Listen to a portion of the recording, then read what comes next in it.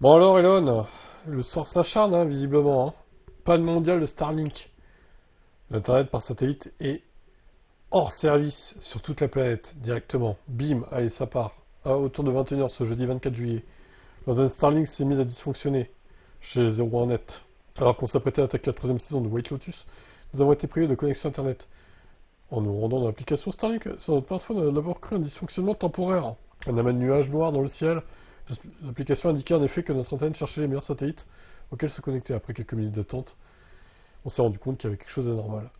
En nous rendant sur Drone Detector, on a compris que le service d'internet par satellite de Starlink d'Elon Musk est en train de subir une panne mondiale. Plus de 60 000 rapports sont en effet apparus sur Drone Detector en une heure.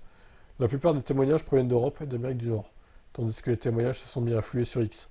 Starlink a fini par confirmer la panne. L'entreprise américaine explique être actuellement en panne de réseau et met tout en œuvre pour trouver une solution.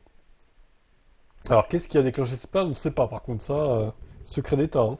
Peu après la confirmation officielle, l'application smartphone s'est mise à avertir que notre secteur subit une panne de service et que l'équipe de Starlink tente d'identifier le problème. C'est la première panne de cette envergure cette année. Si vous faites partie des utilisateurs de Starlink, il n'y a rien à faire pour le moment. Il ne sert à rien de redémarrer votre antenne et votre routeur. Il n'y a pas non plus d'intérêt à envoyer des messages à l'assistance de Starlink, qui connaît d'ailleurs également des ratés en ce moment. Tous les services liés à Starlink sont surchargés. Comme quoi, même Starlink n'est pas infaillible. Donc, je serais curieux de savoir d'où vient cette panne quand même. C'est assez étonnant.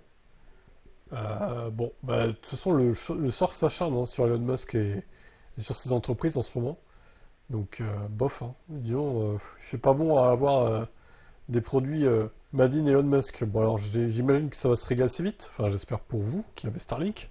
Perso, j'avais peut-être envisagé de prendre Starlink, mais je trouvais ça un peu trop cher, quand même. Et vu la panne d'envergure mondiale, je me dis que c'est pas infaillible et ça me refroidit un peu. J'avoue que là, faut vraiment être dans une zone sans 4G, sans 5G, sans 3G et sans ADSL ni fibre du coup, pour vraiment prendre Starlink et pas avoir le choix quoi. Parce que sinon, je vois pas trop l'intérêt.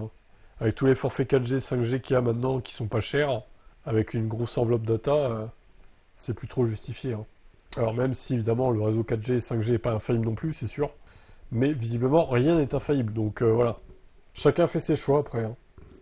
Est-ce que vous êtes concerné par cette panne? Dites-moi en commentaire.